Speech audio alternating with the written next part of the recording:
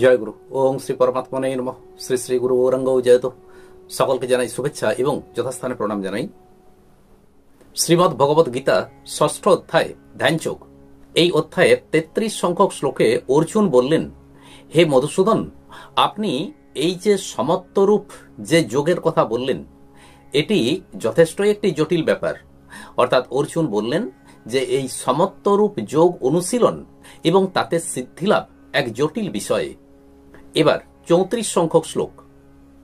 চঞ্চলং হি মনঃ কৃষ্ণ প্রমাথি বলবদৃঢ়ম তস্যাহং নিগ্রহং মন্যে বায়োরেব সুদুষ্করম। শ্লোকটির অর্থ হল, কেননা হে কৃষ্ণ, মন অত্যন্ত চঞ্চল, ইন্দ্রিয় বিক্ষোভকারী, দৃঢ় অর্থাৎ জেদি এবং বলবান। আমি তাকে নিরোধ করা বায়ুকে আবদ্ধ রাখার মতোই দুষ্কর বলে মনে করি। অর্জুন বললেন, এই মন বড়ই চঞ্চল, আর একে শিকলে বেঁধে রাখা অর্থাৎ মনকে সংযত করা একটি যথেষ্ট জটিল বিষয়। এই মন ইন্দ্রিয় বিক্ষোভকারী, অর্থাৎ এই মন এতই চঞ্চল যে সাধককে তার স্থিতি থেকে বিচ্যুত করে। অর্জুন এখানে পরোক্ষে বলতে চাইলেন যে, হে কৃষ্ণ, আপনি আমার মনকে আকর্ষিত করে আপনাতে মগ্ন করুন, তবেই এই মনকে সংযত করা সম্ভব। এই মন চঞ্চল হওয়ার পিছনে প্রধান যেটি কারণ, সেটি হলো এই জড় জাগতিক পদার্থের প্রতি কামনা। কামনা যতক্ষণ মন থেকে নিবৃত্ত না হয়, ততক্ষণ মনকে সংযত করা, মনকে বশীভূত করা সহজ একটা ব্যাপার নয়। মনের চঞ্চলতার কারণেই সাধক তার স্থিতি থেকে বিচ্যুত হন। আমরা সাধারণ সংসারী মানুষ, কাজে আমাদের মনের মধ্যে নানা প্রকার চিন্তা, নানা প্রকার টেনশন, এইসব ব্যাপারগুলো তো থাকেই। কাজেই মন আমাদের পক্ষে এই মনকে বশীভূত করা একটা খুব জটিল ব্যাপার। আমরা যদি বিভিন্ন শাস্ত্র, পুরাণ ইত্যাদি দেখি, তো সেখানে দেখব যে যেসব মুনি ঋষিগণ, প্রাচীনকালে যে সমস্ত মুনি ঋষিগণ শত শত বৎসর ধরে, সহস্র বৎসর ধরে সাধনা করে এসেছেন, যে তারাও এই মনের কারণেই হয়তো ছোট্ট একটি ব্যাপারে তারা নিজ স্থিতি থেকে বিচ্যুত হয়ে পড়েছেন। আমাদের ইন্দ্রিয় সমূহের মধ্যে যে বিক্ষোভ সৃষ্টি হয়, এর মূলে আছে এই কামনা, অর্থাৎ যার মূলে রয়েছে আমাদের মন, চঞ্চল মন। তাই এই চঞ্চল মনকে এখানে প্রমাথি বলা হয়েছে, মনকে এখানে বলবান বলা হয়েছে। মন অত্যন্ত বলশালী, এর কারণ মনের এতই জোর যে সে সাধকের মনকে জোর করে বিষয়ের দিকে টেনে নিয়ে যায়। অর্থাৎ সাধক তিনি সাধনায় বসেছেন, তিনি ধ্যান করছেন, কিন্তু মন এতই বলশালী যে মন তার ইন্দ্রিয় সমূহকে বিভিন্ন বিষয়ের দিকে আকৃষ্ট করে। এই মনই মানুষের মোক্ষ বা বন্ধনের কারণ। তাই বলা আছে, মন এব মনুষ্যানাং কারণং বন্ধ মোক্ষয়। মনের এই দৃঢ়তা, বলবত্তা ততক্ষণই থাকে যতক্ষণ পর্যন্ত না সাধক মন থেকে কামনাকে সম্পূর্ণভাবে নিবৃত্ত করতে না পারেন। সাধক যখন কামনা রহিত হন, অর্থাৎ তার মধ্যে কোনো প্রকার যদি কামনা না থাকে, তখন মনের বিন্দুমাত্র ক্ষমতা নেই যে তাকে কোনো দিকে আকৃষ্ট করবে। অর্থাৎ সাধকের স্থিতি থেকে বিচ্যুত যে করে সে হলো মন।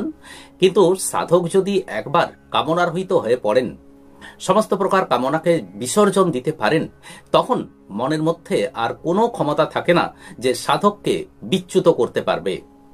অর্থাৎ সাধকের উপর তখন আর মনের কোনো প্রভাবই পড়ে না। জড়ের সাথে যখন আমিত্ববোধ দূর হয়, তখন পরমাত্ম তত্ত্বের বোধ আসে, আর তখন মন যে স্থানেই যায় সেখানেই পরমাত্ম তত্ত্ব উপলব্ধ হয়। মনের এই সমস্ত শক্তি, বলবত্তা, এই সমস্ত বৈশিষ্ট্যগুলি দেখে অর্জুন বললেন যে, হে মধুসূদন, ইন্দ্রিয় বিক্ষোভকারী এই মন অত্যন্ত চঞ্চল এবং বলবান। আকাশে বিচরণশীল বাতাসকে যেমন কেউ ধরতে পারে না, তেমনি এই মনকেও কেউ ধরতে পারে না। তাই অর্জুন বলেছেন যে এই মনকে বশীভূত করা এক মহা দুষ্কর কর্ম বলেই আমি মনে করি। এবার 35 সংখ্যক শ্লোক। শ্রী ভগবানুবাচ অসংশয়ং মহাবাহ মনো দুর্নিগ্রহম চলম অভ্যাসেন তু কৌন্তেয় বৈরাগ্যেন চ গৃহ্যতে। শ্লোকটির অর্থ হল, ভগবান বললেন, হে মহাবাহ, এই মন অত্যন্ত চঞ্চল, একে নিরোধ করাও অত্যন্ত কঠিন। তোমার এই কথাটি একেবারে সত্য, কিন্তু হে কৌন্তেয়, অভ্যাস ও বৈরাগ্যের দ্বারা একে বশ করা যায়। 34 সংখ্যক শ্লোকে অর্জুন বললেন যে হে মধুসূদন, এই মন অতি চঞ্চল এবং একে বশ করা খুবই মুশকিল। এটি একটি মহা দুষ্কর ব্যাপার বলেই আমি মনে করি। তো এই কথাকে স্বীকার করে শ্রী ভগবান বললেন যে হে অর্জুন, তুমি যা বলেছ ঠিকই বলেছ। মন অত্যন্ত চঞ্চল এবং একে বশীভূত করাও খুব একটা সহজ ব্যাপার নয়। এবার এই 35 সংখ্যক শ্লোকে শ্রী ভগবান মনকে কিভাবে নিগ্রহ করা যায় তার উপায় জানাচ্ছেন। শ্রী ভগবান এখানে অর্জুনকে কৌন্তেয় এই শব্দটি দ্বারা সম্বোধন করেছেন। শ্রী ভগবান এখানে অর্জুনকে কৌন্তেয় বলে সম্বোধন করেছেন। এর কারণ এই যে শ্রী ভগবান বলতে চেয়েছেন যে দেখো অর্জুন, তোমার মা কুন্তী অত্যন্ত সংসার বিরাগী নারী, ঠিক তেমনি হবে তুমিও সংসারের প্রতি নিবৃত্ত হও এবং পরমাত্মার শরণাগত হও। মনকে জগৎ থেকে সরিয়ে পরমাত্মায় নিবিষ্ট করো। এর জন্য প্রয়োজন অভ্যাস এবং বৈরাগ্য। তো অভ্যাস কাকে বলে? মনকে বারবার ধ্যেয়তে নিবিষ্ট করাই হলো অভ্যাস। যথেষ্ট সময় দিয়ে অভ্যাসের ফলে সিদ্ধি লাভ হয়। নিয়মিতভাবে রোজই অনেকক্ষণ ধরে যে কোনো কিছুই অভ্যাস করতে হয়। অর্থাৎ এই অভ্যাস ব্যাপারটি যে মনের মধ্যে একটু চিন্তা এলো বা মনের মধ্যে একটু চিন্তা করলাম যে ঠিক আছে আমি এখন একটু ভক্তিযোগ অভ্যাস করব, ধ্যান যোগ অভ্যাস করব, এমন ব্যাপার নয়। অর্থাৎ এটি একটি দীর্ঘ সময় ব্যাপী প্রক্রিয়া এবং এখানে যথেষ্ট ধৈর্যের প্রয়োজন, সময়ের প্রয়োজন এবং ইচ্ছার প্রয়োজন। অভ্যাসের দুটো দিক আছে। প্রথমত নিজের যা ধ্যেয় অর্থাৎ নিজের যা লক্ষ্য তাতে মনকে স্থিত করা এবং মনের মধ্যে কোনো বৃত্তি বা চিন্তা এলে সেই বৃত্তি বা চিন্তাকে মন থেকে সম্পূর্ণ দূর করা এবং নিজেকে উদাসীন হয়ে থাকা। আর দ্বিতীয়ত মন যেখানেই থাক না কেন সেখানেই আমাকে মনে রাখতে হবে। অর্থাৎ আমি সেই বস্তুটির মধ্যে বা সেই জিনিসের মধ্যে আমি নিজ ইষ্টকেই দর্শন করছি। এই দুটি সাধন প্রণালী ছাড়াও আরো বেশ কিছু উপায় বা পন্থা আছে যার দ্বারা মনোনিবেশ করা যায়। প্রথমত, সাধক যখন ধ্যানে বসবেন তখন ধ্যানের পূর্বে প্রথমেই তাকে পুরক, কুম্ভক, রেচক এগুলি একটু অভ্যাস করে নিতে হয়। তো তখন মনে করতে হয় যে শুধুমাত্র পুরক বা রেচক এ দুটো হলেই যথেষ্ট। পুরকের সময় শ্বাস জোরে নিলাম, অর্থাৎ শ্বাস নিলাম, এবারে শ্বাস যখন আমি জোরে ত্যাগ করব তখন এর সাথে সাথে আমাকে মনে রাখতে হবে, মনে মনে বলতে হবে যে আমার মনের সমস্ত চিন্তা, সমস্ত বৃত্তি আমি এই শ্বাসের সাথে সাথে ত্যাগ করছি। আমার মন শান্ত হোক। এখন আমি আর অন্য কোনো কিছুর চিন্তা করব না, কেবলমাত্র ভগবানের চিন্তা করব, ভগবত চিন্তায় রত থাকব। এই প্রকার চিন্তা করে যদি ধ্যানে বসা হয়, অর্থাৎ মনকে দৃঢ় করে যদি এভাবে ধ্যানে বসা হয়, তখন মনের মধ্যে আর দ্বিতীয় কোনো চিন্তাই আসতে পারে না। দ্বিতীয়ত, জপের সময় যে মন্ত্র, ইষ্টমন্ত্র, হরে কৃষ্ণ মহামন্ত্র যাই জপ করি না কেন, তখন সেই মন্ত্র উচ্চারণের সময় যেন উচ্চারণের মাঝে কোনো প্রকার ফাঁক, কোনো গ্যাপ না থেকে যায়। অর্থাৎ আমি কৃষ্ণ কৃষ্ণ উচ্চারণ করছি, যে ধ্যানে বসলাম কৃষ্ণ কৃষ্ণ কৃষ্ণ, এভাবে নয় কিন্তু। অর্থাৎ ওই যে মাঝে গ্যাপ রয়ে গেল, মাঝে একটু ফাঁক রয়ে গেল, মন এতই সূক্ষ্ম যে সেই শুধু একটুকু ছিদ্র পাওয়া মাত্রই আমাদের মন বিক্ষিপ্ত হতে পারে। অর্থাৎ সেই ছিদ্রটির মাধ্যমেই মনের ভিতরে নানা প্রকার চিন্তা চলে আসতে পারে, জাগতিক চিন্তা আসতে পারে। তখন সেই জপ ঠিক মতো হয় না। অর্থাৎ এমনভাবে আমাকে জপ করতে হবে যে কৃষ্ণ মন্ত্র জপ করব, কৃষ্ণ কৃষ্ণ কৃষ্ণ কৃষ্ণ এই শব্দটি যেন আমি তাড়াতাড়ি উচ্চারণ করতে পারি এবং যা উচ্চারণ করব তা যেন নিজ কানে শুনতে পাই। অর্থাৎ আমি শুধুমাত্র যে মনে মনে জপ করলাম তা নয়, কিছুটা শব্দ উচ্চারণ সহকারে জপ করতে হয়, যাতে করে আমি যা জপ করছি আমার সেই জপ মন্ত্র যেন আমার কানে প্রবেশ করে।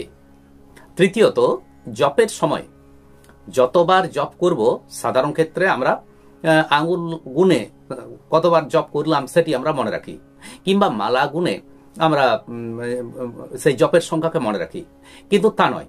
অর্থাৎ জপ করছি এবং মনে মনে হিসাব রাখছি আমি কতবার জপ করলাম।